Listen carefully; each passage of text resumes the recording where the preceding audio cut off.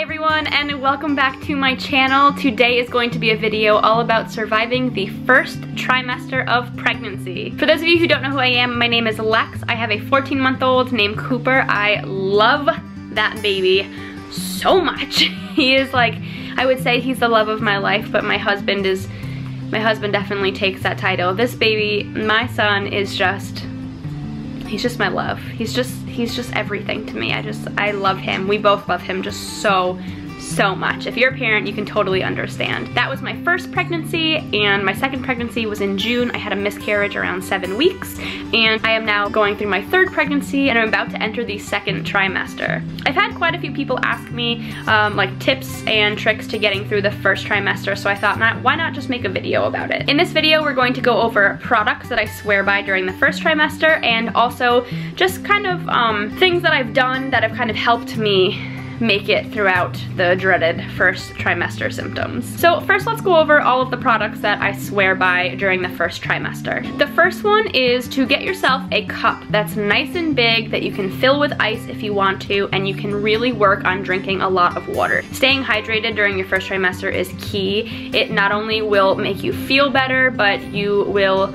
need more water naturally throughout pregnancy. During the first trimester, you want to drink water. You will feel hydrated, your skin will feel better, your hair will feel better. You just all around will just feel better if you drink water. And what makes me drink water is when I have a really nice big cup readily available that I enjoy bringing around. I have a Yeti and I love it. Keeps my ice water cold. I can have it be on the counter for hours and I don't have to worry about it. It will still have ice in it and it will be delicious. I also like lemon water as well. I put some lemon in there. It's really good. So the first thing that I would suggest is get yourself a cup that will keep your water cold. You can just keep refilling over and over again, and you will be able to drink more water that way. The next thing that you should get is Decaf Beverages. If you like to drink coffee, get yourself some decaf coffee. If you would like to drink tea, get yourself some decaf tea. Because you can't really drink a lot of caffeine during the first trimester. It's not healthy for the baby. It gives you a higher risk of miscarriage. So you want to start transitioning over to decaf beverages. It's okay, I think they say, to have 1 8-ounce pour of regular caffeinated coffee a day. I actually have a half calf in the morning, so I'm having a 16-ounce cup of coffee that is half decaf, half regular. That way I'm still drinking like what I'd consider a full cup of coffee, but I'm not getting all of the caffeine. And then I switch to decaf throughout the day. So you want to try to stay away from fully caffeinated products, especially since sometimes drinking hot beverages makes people feel better. If you're really nauseous and you're kind of just feeling, you know, a nice light tea, you want to make sure if you're drinking black tea or anything with caffeine that you get the decaffeinated version. Now this is a product that I actually have never gotten around to using, but that's because I wasn't feeling so nauseous where I thought that I needed it, but I wanted to mention it in this video because I was prepared to buy them. There are these things called C-bands, and if you haven't heard of them and you're currently dealing with morning sickness, I'm about to change your life.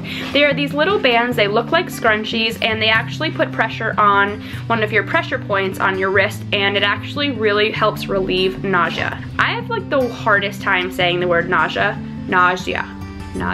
I'm going to have to say it multiple times throughout this video. Please don't make fun of me. I literally cannot say that word. So you'll see people walking around with them on their wrists. They're usually used for when you are on a boat and you get boat sickness or a cruise or whatnot. They are wonderful for pregnancy and they really work, and people swear by them. So if you are sick right now, go and pick yourself up some C-bands. I've seen them in grocery stores, Walmart, Target. They're everywhere. You guys can find them, especially even international. I'm sure that they have, maybe not the same product, but they have something very similar available for you. And while there are so many other products that I could talk about right now, I really just wanted to pinpoint all of the specific products that really make a difference in your first trimester. And prenatal vitamins that do not make you sick are vital, because you already feel nauseous, you're already not feeling well. The last thing you want to do is just be pumping your body with vitamins that make you want to throw up. And if you throw it up, you don't know whether you got the actual nutrition from those vitamins, so it just creates a whole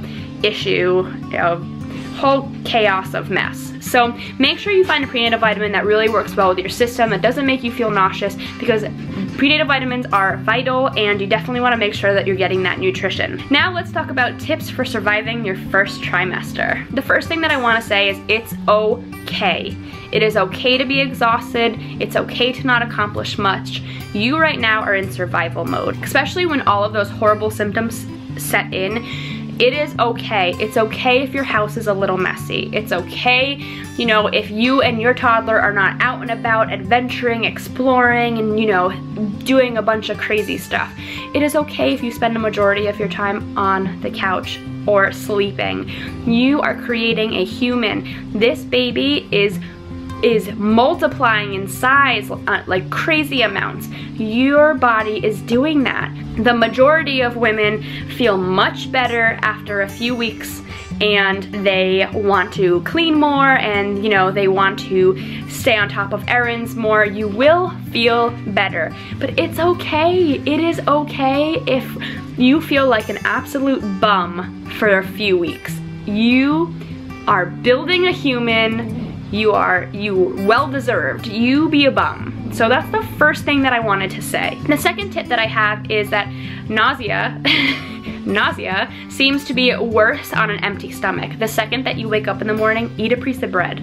Have a few saltines. Even if you're absolutely not hungry at all, get something in your belly, because by the time that you start feeling morning sickness, you are not going to want to eat anything, and then it's a vicious cycle of food making you sick and not having food making you sick. Whatever it is that you feel like eating during that moment, make yourself eat it so that you can try to avoid morning sickness. I also just wanted to point out, this could be complete opposite for most people, but for me, when I did start feeling morning sickness in the morning, drinking a very cold few sips of water, like, completely eliminated the sickness. I would be, you know, kind of feeling gaggy a little bit and kind of feeling like I was going to throw up, and I would rush to the fridge and I would drink a few sips of very, very cold water, and boom, it was like gone instantly. So give that a try if you haven't yet and you're really battling morning sickness. It might work for you too. Another thing that I have to say is sort of a tip. You're going to be very hormonal. You might not even know it. I wasn't very hormonal with Cooper's pregnancy in the beginning, or actually at all during the pregnancy. I was very chill, believe it or not. With this pregnancy, I definitely find myself to be a little bit more quick to frustration, quick to sadness, quick to happiness. I am more of an emotional person this time around. When I'm feeling like I'm in a rage, like I'm just gonna freak out at something, or just cry or scream or get mad, or, you know, basically have an adult tantrum, I stop myself in my tracks and I literally do this.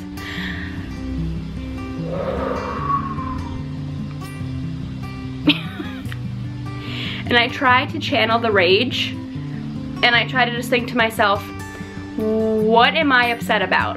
What am I actually mad about? Would I actually be upset at this? Let's say if I was having a good day, or if, you know, I was out at the beach. Like, would this still upset me if I was in a happy place right now? Or am I just reacting to my surroundings or what happened during the day? Am I just being sensitive, which is not a bad thing. You can be sensitive, that's okay. And majority of the time, I'm usually just reacting to my hormonal imbalance and the fact that something bad happened in the morning, or something irritating, or my house isn't clean. Taking a step back, really, that also helps with motherhood too, because you want to get upset over certain things that your child does, but then by allowing yourself to step back and kind of evaluate the situation, really helps you to avoid situations where you look back and kind of regret that that's how you reacted to it. So learning this now, whether you are a first-time mom, really just helps you throughout that child's life. Another tip that I have is to just take one day at a time. I know firsthand that scary things happen during pregnancy. I had a miscarriage at 7 weeks. I understand things happen, and it happens to a lot of us. 1 in 3 almost, you know, of pregnancies end in a miscarriage, and that is such a scary statistic.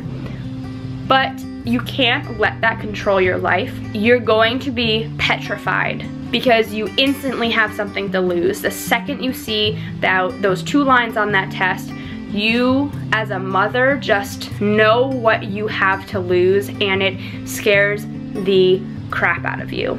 So it's very, very normal to feel fear and anxiety and like just overwhelming feelings of worry in those first few days. And I promise you it gets easier every day that goes by. Every milestone reached in the pregnancy, it just gets easier. And yes, things can happen, but they are entirely out of your control. So if you want your little baby to be strong for your little baby. I found out at like 3 weeks with both of these pregnancies, just so scared. What really helped me get through it was just being strong for my baby.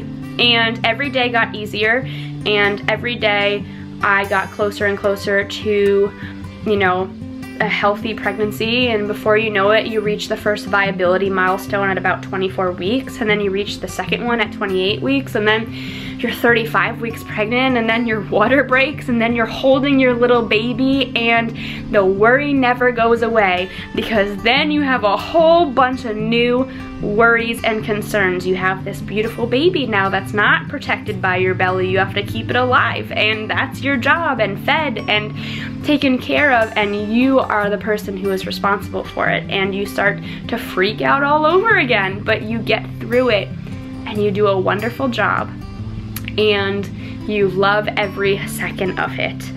There are a few seconds that's questionable. There are some times you will be tested, but you will love every second of it. So it's normal to worry. Try not to let it control your life and the pregnancy. And my heart is with you if you have experienced loss. I'm there too. I am still working through my loss, our loss. So I'm there with you guys, okay?